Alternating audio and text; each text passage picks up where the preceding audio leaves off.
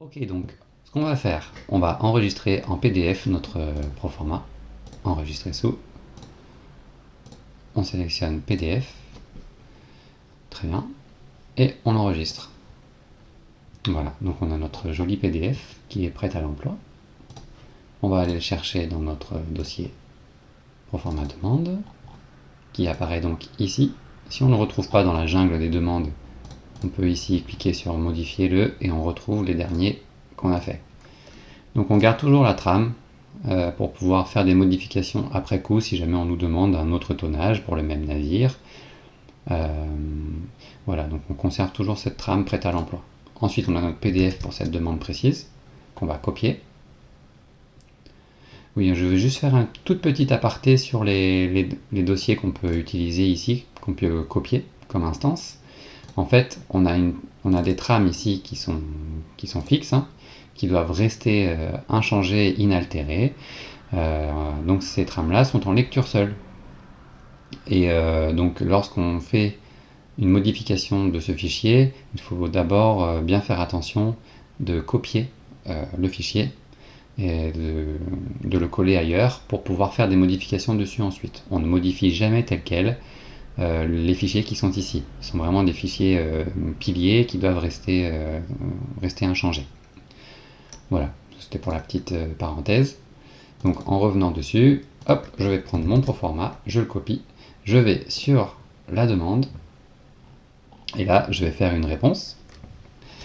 Donc on fait en général répondre à tous. Bon voilà, là je vais passer la rédaction, parce qu'on a déjà répondu à cette demande. C'est l'occasion de montrer un petit peu comment ça s'articule. Voilà, donc j'ai fait ma réponse. J'ai indiqué dans ma réponse en pièce jointe le fameux proforma qu'on vient de faire. J'ai indiqué le Port Facility Information. Alors ça, c'est un fichier qu'on tient à jour pour tous les quais qui contiennent toutes les restrictions du quai, avec des informations complémentaires de sécurité, des informations officielles, comme par exemple le numéro IMO du quai, qui est parfois demandé par les navires, pour qu'ils puissent remplir leurs documents administratifs voilà, qui sont demandés par les ports. Voilà, on a plusieurs informations importantes et intéressantes. C'est toujours une très très bonne idée quand on débute de lire ces documents-là pour se rendre compte des restrictions et d'avoir des informations utiles sur la navigation, sur les restrictions à quai, les capacités, les cadences de déchargement, quelles sont les restrictions maximum pour le bateau. Donc si on répond à un proforma, on peut aller chercher ces informations ici. C'est souvent des questions que nous posent les navigants. Donc on les invite à aller voir sur ce document qu'on indique en pièce jointe, mais également dans le corps du message, on va répondre à leurs questions, surtout si ils ont un questionnaire ici précis de demande de points de détail. Donc si on était une agence moyenne, entre guillemets, on leur répondrait ici merci de vous référer au Port Facility, mais nous on aime bien avoir une approche cousu main, et donc on va répondre à chacune de leurs questions.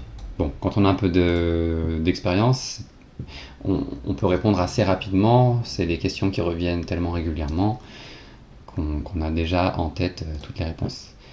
Donc voilà, comment ça s'articule une réponse. Donc en général, on respecte toujours la même structure. Donc dans un premier temps, on commence par les remercier de nous avoir soumis une demande. On leur indique qu'on est content de leur fournir le proforma, en rappelant les données principales, le tonnage, la marchandise, le quai. Ensuite, en général, on précise direct d'entrée de jeu si le navire est bien acceptable à quai. Avec de l'expérience, on peut le voir assez rapidement. Sinon, on vérifie bien les restrictions du quai. Comme on a vu tout à l'heure, en utilisant le Port Facility Information. Et en général, on va bien vérifier les tirants d'eau. C'est ainsi un aspect très important de validation d'une possibilité d'escale ou pas. Parce que les tirants d'eau, nous, ils fluctuent en fonction des coefficients de marée, évidemment. Et du coup, il faut vérifier sur la période donnée qu'il n'y a pas de problème. C'est un sujet à part entière, bien sûr, mais très brièvement, il faut vérifier l'état de la sonde, de la souille à quai, c'est-à-dire est-ce que le quai il est pas envasé, et le système Swing peut nous apporter des éléments de réponse très, très rapidement.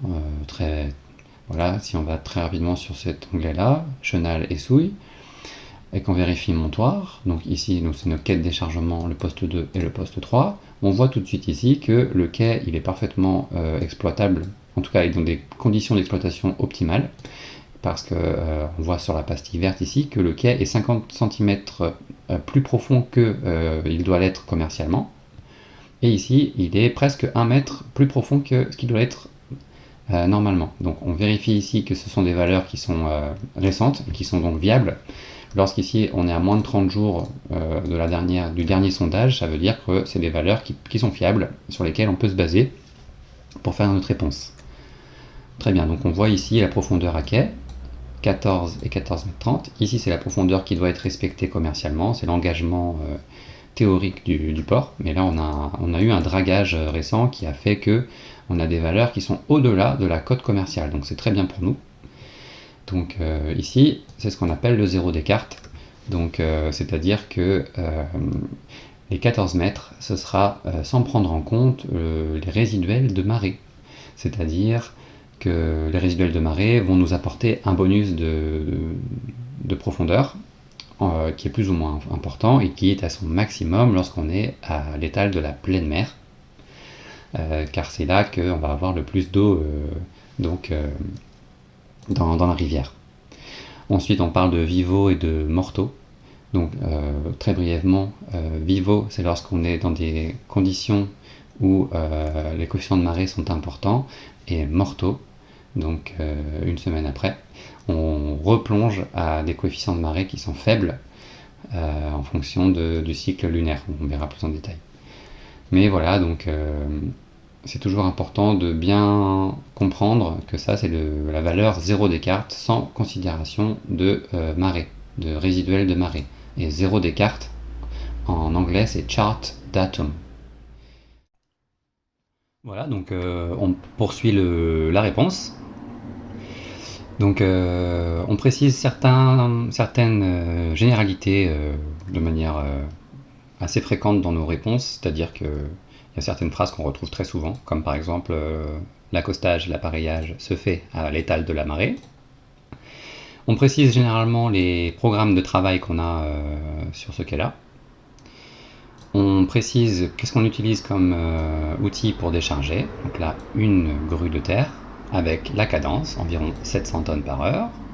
Donc ça prendra 2 jours et demi de déchargement. En général, on aurait pu rajouter working days, bien préciser que ce sont des jours ouvrés, parce que si on est à cheval sur un week-end, ça peut prendre plus de temps. On précise les jours fériés s'il y en a, c'est très important. Les conditions météo, bon ça si on est proche de l'escale, pourquoi pas. Sinon, bon, on peut parler de tendance là, trend par exemple, plutôt que forecast. On précise quelques éléments particuliers, quelques petits détails comme par exemple dans le cas d'un déchargement de produits agro qu'on aura forcément un contrôle d'atmosphère qui sera effectué à l'accostage, même si la cargaison n'est pas fumigée, ce qu'on n'a pas précisé là, on aurait pu. Et ensuite, je fais une petite réponse indiquant, parce que là c'était ma réponse générique que je mets vraiment à chaque fois, on va dire. Et ensuite je précise que je réponds à son questionnaire à lui, donc en incluant tout ce qui n'avait pas forcément été dit plus haut. Donc voilà, je reprends sa question et je mets ma réponse en dessous. Donc quand j'ai déjà répondu, je mets de revoir au-dessus. Voilà, sinon je mets les nouvelles informations dans son questionnaire. Donc ici il nous demande la densité de l'eau en rivière, donc on précise que c'est considéré comme salt water, eau douce, eau salée pardon. Eau douce c'est fresh water, c'est uniquement à Nantes. Salt water c'est partout ailleurs dans le port. Ensuite, qu'est-ce qu'on utilise comme moyen d'opération? Donc une grue de terre, très important parce que parfois les armateurs peuvent se demander si on doit utiliser la grue du navire. Dans certains ports, surtout en Afrique, il n'y a pas forcément de moyen d'outiller depuis la terre. Dans ce cas-là, ils utilisent les grues du navire. Un navire est quasiment systématiquement bigué, donc peut utiliser sa propre grue, mais c'est jamais le cas chez nous. On utilise toujours les moyens de terre, et si jamais, pour quelque raison que ce soit, aussi farfelu que ce soit, on soit obligé d'utiliser les moyens du bord, ça reste la main-d'œuvre docker qui doit piloter la grue, et le terminal se réservera le droit de facturer la manutention quoi qu'il arrive. Voilà, donc on précise le nom des quais d'opération.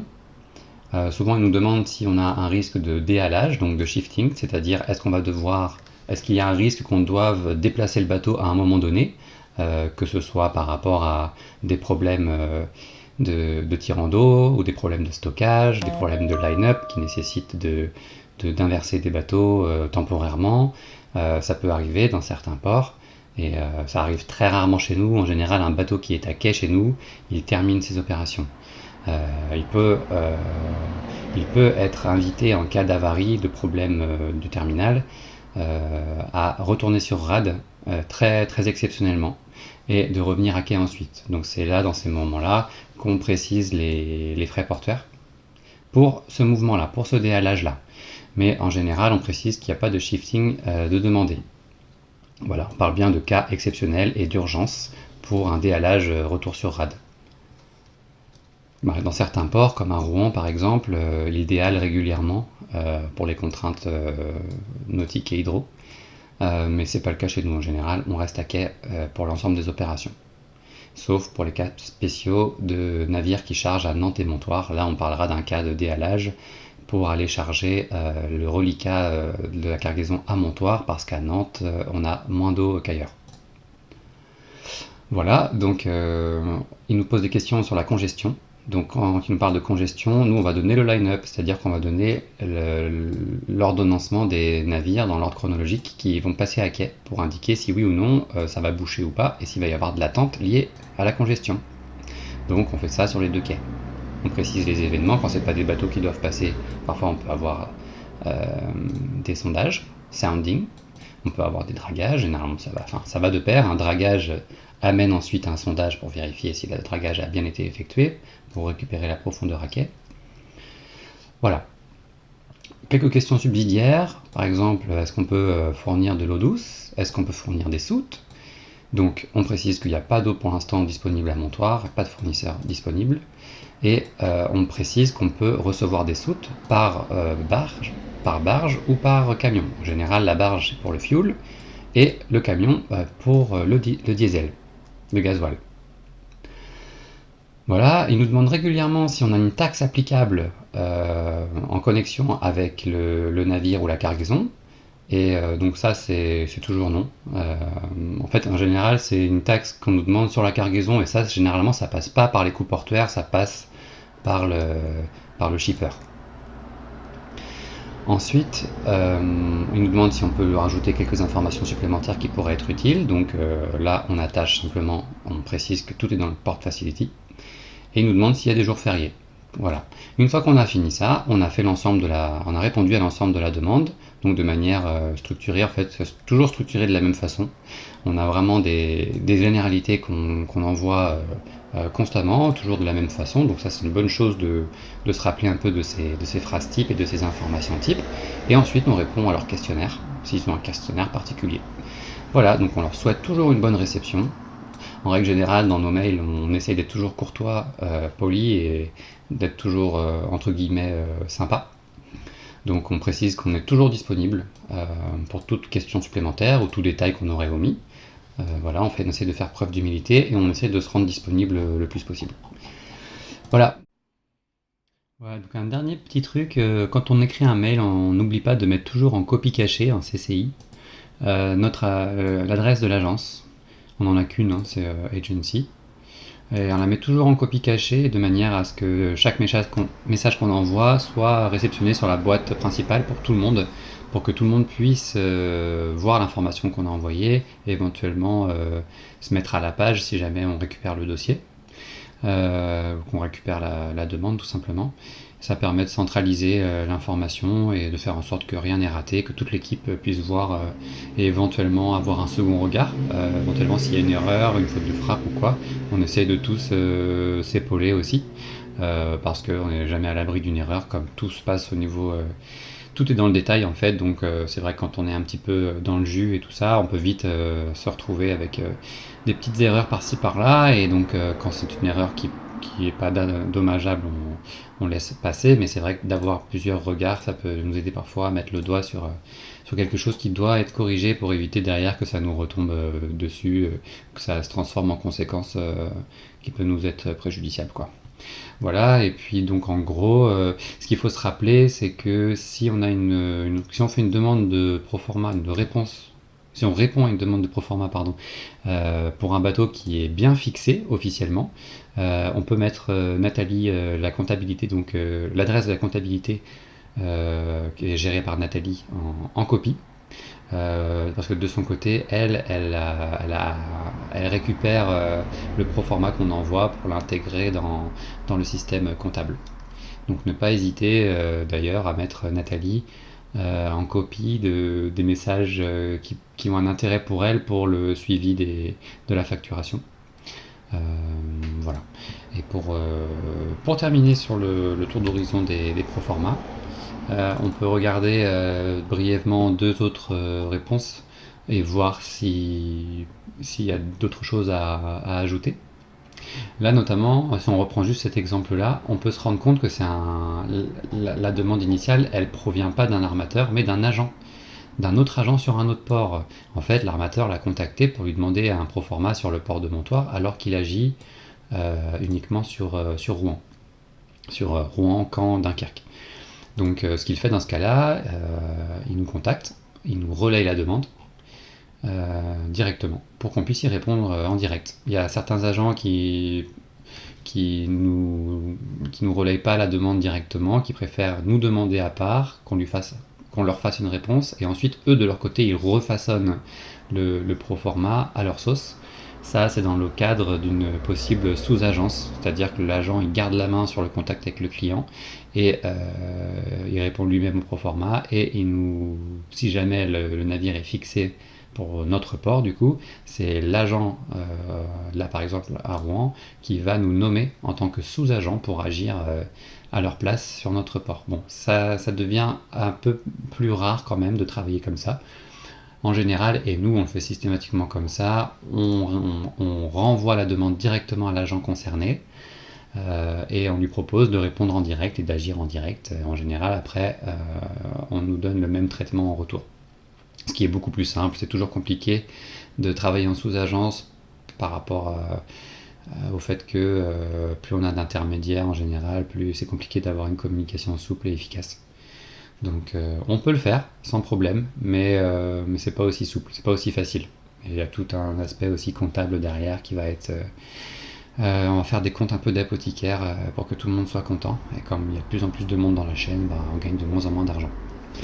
Voilà, donc en gros pour ce petit aparté, qu'est-ce que je peux rajouter en plus ? Ici on voit qu'on a répondu un peu de la même façon, hein. On a toujours précisé voilà, le proforma, les tugs, combien de tugs il faut pour le mouvement, que le navire est bien acceptable. On leur propose de voir le Port Facility Info. Encore une fois, accostage, appareillage avec l'étale de la marée. C'est un petit bateau, donc lui il peut partir soit à la basse mer, soit à la pleine mer, mais toujours à l'étale parce que c'est à l'étale qu'il y a le moins de courant. Donc les pilotes vont toujours favoriser un départ au moment où il y a le moins de courant. Si le tirant d'eau avait été très important, on aurait précisé que l'accostage, dans le cas d'un déchargement, aurait été avec le slack high tide, donc avec la pleine mer, donc toutes les 12 heures du coup. Voilà, donc combien de temps on met pour décharger, quels outils on utilise, etc. Donc c'est un peu pour appuyer le fait qu'on répond toujours un peu de la même façon, on met le jour férié. Et voilà, et quelles sont les demandes en plus qu'ils avaient dans leur message. Donc encore une fois, on rappelle leur questionnaire et on répond en dessous. Voilà pour cet exemple-là. Et j'ai un dernier exemple ici. Voilà, donc ici, on a une demande initiale. La voici. Rien de particulier, toujours pareil, l'armateur qui nous envoie une demande avec le tonnage, la qualité de la marchandise, enfin la dénomination de la marchandise et le port. et les descriptions du bateau. Voilà, et avec également leur petit questionnaire, donc qui reprend un petit peu les mêmes informations qu'on met visuellement. Enfin, en tout cas, les armateurs, c'est toujours un peu les mêmes questions qu'ils posent. C'est surtout au niveau des restrictions. Est-ce que mon bateau va pouvoir venir? Parfois, ils demandent le tableau des marées. Donc en fait, tout simplement, quand on voit Tide Table, pour nous, c'est surtout les tirants max. Donc notre fichier des tirants max, en fonction des marées qu'on envoie pour qu'ils se rendent compte de la quantité qu'ils vont pouvoir charger. Donc quand on voit la première réponse, voilà ici, donc je rappelle, voilà, une réponse dans la même veine, on voit ensuite ici qu'ils reviennent pour négocier. Donc on va aborder le point de la négociation du proforma.